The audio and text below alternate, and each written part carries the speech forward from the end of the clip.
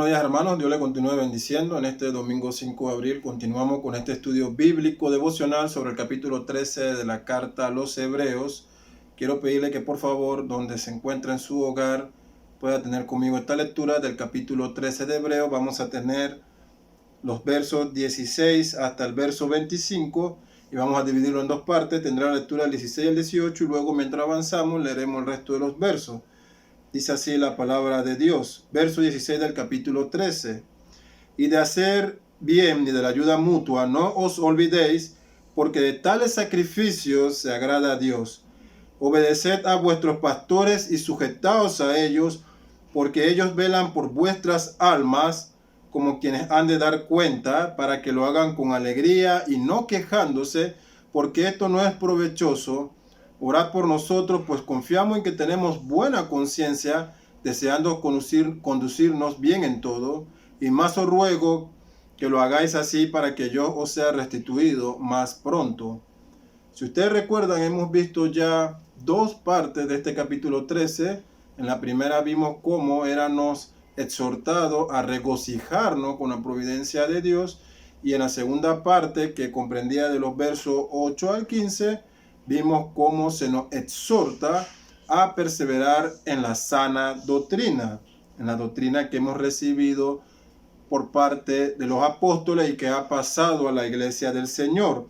En este verso 16 hay un mandamiento muy interesante que dice así: y de hacer el bien y de la ayuda mutua no os olvidéis, porque de tales sacrificios se agrada a Dios.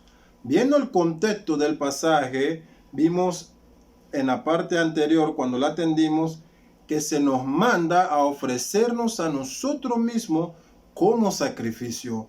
Nuestras palabras, nuestro pensamiento, la forma en la que actuamos, cómo nos conducimos, debe ser una ofrenda de alabanza y de honra al nombre de Dios.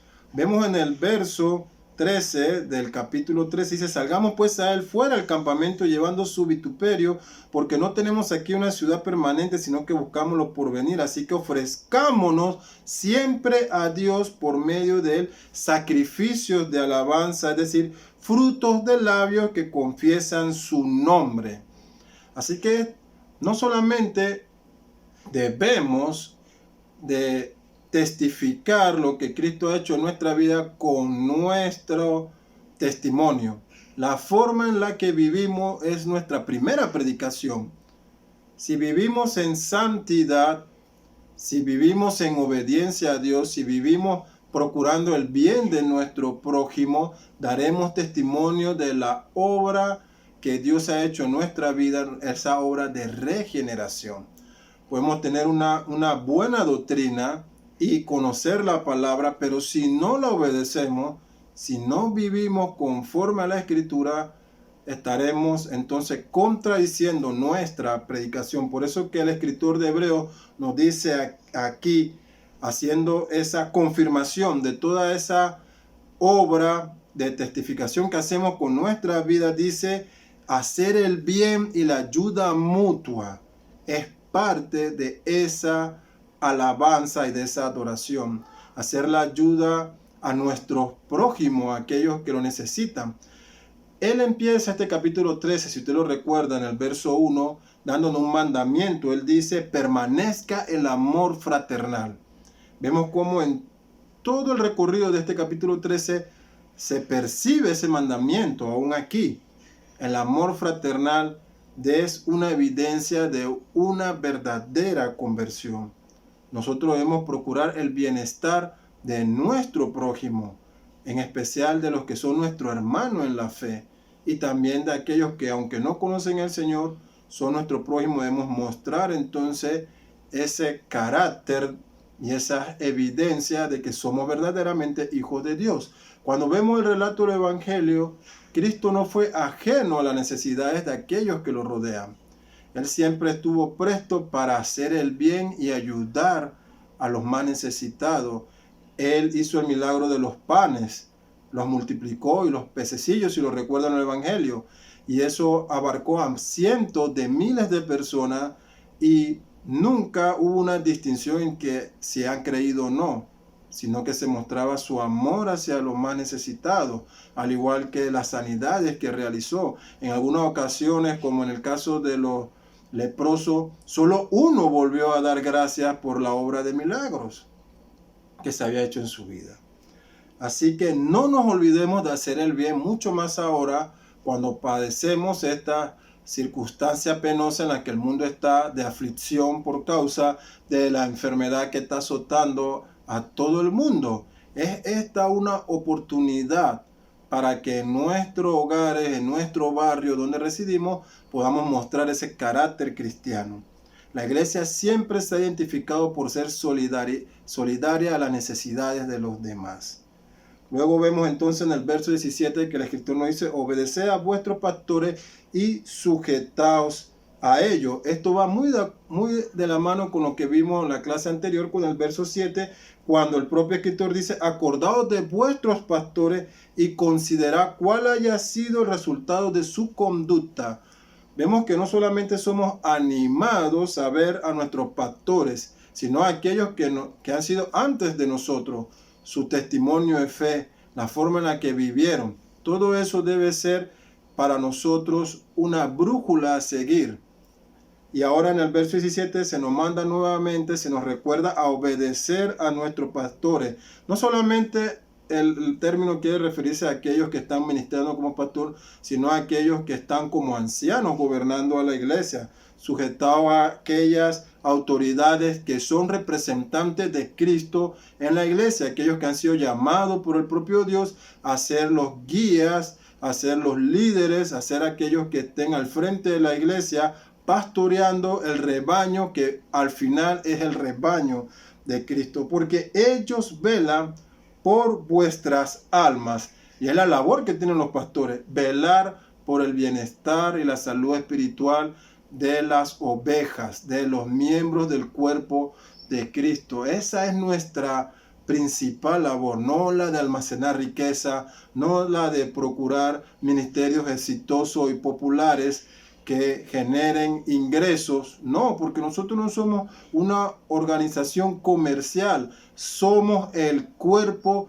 de Cristo. Nuestra labor como pastores es la de guiar, alimentar y cuidar al rebaño del Señor.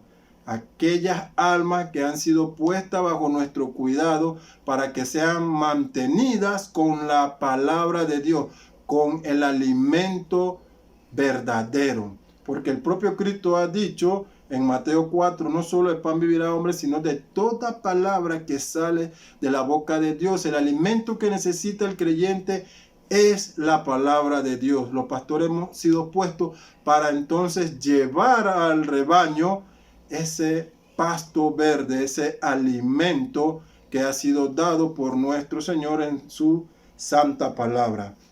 Así que se nos anima a todos los que somos parte de la iglesia, pues, a obedecer y sujetarnos a estos hombres que tienen una autoridad delegada de las Escrituras y que rinden homenaje a Cristo llevando correctamente el pastorado. Porque ellos velan por vuestra alma, dice, como quienes han de dar cuenta para que lo hagan con alegría. No debemos ser cargas para nuestros pastores. Debemos ser ayuda para ellos. También como creyente, cada uno en su hogar debe hacer el trabajo de perseverar en la oración, de crecer en el conocimiento de Dios, para que cuando llega a la iglesia, cuando llega a la congregación, los pastores puedan hacer y reforzar esa labor de creyentes que han estado instruyéndose también por la palabra. Dice, y no quejándose porque esto no es provechoso, causa mucho dolor para el cuerpo pastoral cuando tienen estas dificultades con miembros de la iglesia. Debemos acercarnos a Dios a orar por cada uno de nuestros miembros con alegría.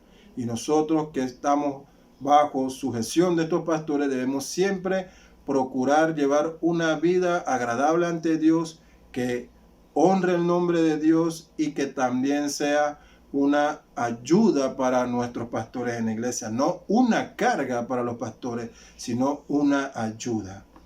Vemos que la escritura en el verso 18 nos dice, orad por nosotros, pues confiamos en que tenemos buena conciencia, deseando conducirnos bien en todo. Así que aún el propio escritor de la carta a los hebreos, él pide oración por él, así como nos manda a orar por otros, pide también que se oren por ellos para que puedan conducirse bien en todo. Y esa debe ser la oración que nosotros como creyentes debemos tener por nuestros pastores y también por cada uno de los hermanos de la iglesia, orar para que se conduzcan bien en todo. Vemos que el escritor dice en el verso 19 que él pide a Dios y espera y tiene la esperanza de que pronto será restituido a ellos, de vuelta a la iglesia. Posiblemente estaba padeciendo cárceles por causa del evangelio y por eso entonces vemos que él está confiando en el Señor en que pronto será restituido. Del verso 20 al 25 tenemos la siguiente parte de este capítulo 13, ya finalizando, tenemos una de las doxologías más hermosas de las Escrituras. Y el Dios de paz, que resucitó de los muertos a nuestro Señor Jesucristo, el gran pastor de las ovejas, por la sangre del pacto eterno, haga actos en toda obra buena para que hagáis su voluntad, haciendo Él en vosotros lo que es agradable delante de Él por Jesucristo, al cual sea la gloria por los siglos de los siglos. Amén. Os ruego, hermanos, que soportéis la palabra de exhortación, pues os he escrito brevemente. Sabéis que está en libertad nuestro hermano Timoteo, el cual, si viniere pronto, iré a veros. Saludad a todos vuestros pastores y a todos los santos. Los de Italia os saludan, la gracia sea con todos vosotros. Amén. Qué hermoso esta porción de la Escritura. Y el Dios de paz, hoy más que nunca el mundo necesita saber que solo hay paz en Cristo. Y el creyente debe afirmarse en esa realidad. Solo hay paz en Cristo. Ningún sistema político, ninguna autoridad civil podrá proveernos de una paz verdadera. Una paz que aunque perezcamos, tenemos la certeza de que nuestras almas han sido guardadas por la mano de Dios, preservada para ser presentada ante Él mismo, sin manchas, con gran alegría para gloria de su nombre. Una paz que sobrepasa todo entendimiento. Una paz que no está condicionada a la situación mundial, sino que solo es posible cuando es provista por el propio Dios. Porque también, nótese así, y el Dios de paz que resucitó de los muertos a nuestro Señor Jesucristo, el gran pastor, esa es la esperanza que tenemos de una resurrección futura, de una vida glorificada, de estar en la presencia de Dios, de que nuestras almas se gocen y disfruten de la compañía de Dios para siempre, esa compañía que perdimos. Esa compañía que el hombre perdió en el Edén cuando Adán y Eva pecaron ante Dios y fueron destituidos de su presencia, ahora es posible si nuestra confianza, si nuestra fe está depositada en Jesucristo, nuestro único mediador, como vimos en los domingos anteriores, cuando Él es presentado como el único sacrificio mediante el cual podemos ser salvos. Así que el Dios de paz que resucitó de los muertos, nuestro Señor Jesucristo, el gran pastor de las ovejas, porque la iglesia no pertenece a un pastor en particular.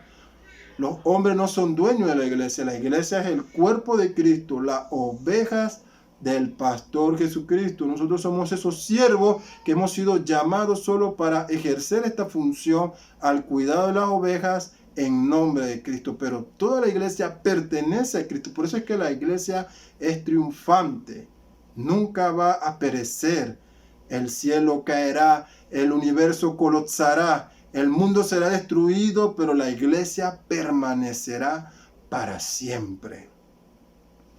Dice, el gran pastor de las ovejas, por la sangre del pacto eterno, os haga actos. Esto me trae a la memoria de una vez aquel episodio en el Evangelio, en la última cena del Señor, cuando Él toma el pan y lo parte y dice que ese es lo que simboliza su cuerpo que ha sido partido y entregado por nosotros, y toma luego la copa y la bebe y la da a su discípulo y dice: esta copa es el nuevo pacto, representa su sangre que ha sido derramada por todo, esa sangre que fue suficiente ante las demandas de Dios para que ahora pudiéramos ser perdonados de nuestros pecados. Esa sangre que representa el nuevo pacto, a diferencia del pacto mosaico que vimos anteriormente, que merecía cada día ofrecerse sacrificios y ovejas y carneros, porque no había suficiente sacrificio en ese pacto que pudieran satisfacer la demanda de Dios, sino que continuamente todos los sacerdotes en todo lugar en Israel debían presentar ante Dios sacrificio. Pero ahora se ha ofrecido un único sacrificio perfecto, sacrificio puro, santo, que cumplía todas las demandas de Dios. Cristo, por medio de su sangre, ahora tenemos perdón para nuestros pecados y gozamos de redención. Ese sacrificio ahora nos capacita, nos hace aptos para obedecer la palabra de Dios, para confiar en ella, para andar en buenas obras que Dios ya ha preparado para nosotros. Dice, nos haga aptos, no perfectos, sino que da la idea de capacitar, complementar, equipar ahora al creyente en esta vida cristiana para hacer lo que antes no podía hacer, para hacer lo que antes detestaba, hacer lo que Dios manda. Ahora en esta nueva naturaleza sí podemos ser capaces de obedecer la palabra de Dios y de caminar en estas buenas obras. Dice, haga acto en toda buena obra para que hagáis su voluntad, haciendo Él en vosotros lo que es agradable, como ya hemos dicho, delante de Él por Jesucristo, al cual sea la gloria por los siglos de los siglos. Amén. Vemos que en los versos anteriores, en este capítulo 13, se nos presentaba a Jesucristo como que Él es el mismo ayer, hoy y por los siglos. Habla de su eternidad y de su soberanía. Él merece toda la gloria que ha tenido desde el principio. En este tiempo de aflicción, hermanos, nuestra labor es glorificar el nombre de Dios por medio de un testimonio veraz de la vida cristiana, un testimonio de que la palabra de Dios ha cambiado nuestra vida y hemos sido transformados por ella, por medio de la ayuda a nuestro prójimo, por medio del amor fraternal a nuestros hermanos en la fe, por medio de nuestra obediencia ante los pastores que han sido puestos en la iglesia por parte de Dios para guiarnos.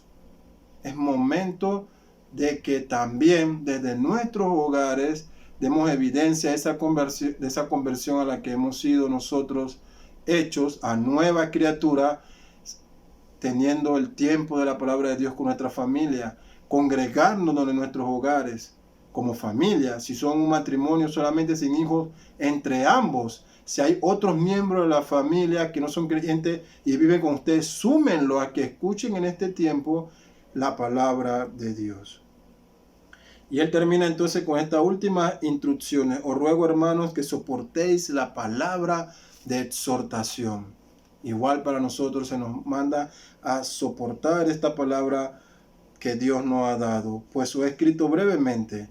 Vemos que nos habla entonces en el verso 22 acerca de que el hermano Timoteo ya había sido liberado. No encontramos detalles acerca de las razones por las cuales fueron encarcelados o dónde estuvo encarcelado, pero lo más probable, como un pastor de la iglesia, es que él haya sido encarcelado a causa del evangelio, hermanos. Y hoy tenemos muchos hermanos en países asiáticos, tenemos misioneros en Medio Oriente, tenemos personas en Europa y en muchos lugares aún de América que sufren persecución a causa del evangelio, creyentes que han sido encarcelados. La iglesia en Corea del Norte, en China, sufren persecución. Leía unos artículos en estos días de cómo el gobierno chino durante esta cuarentena aprovechó para quemar y destruir templos cristianos y perseguir.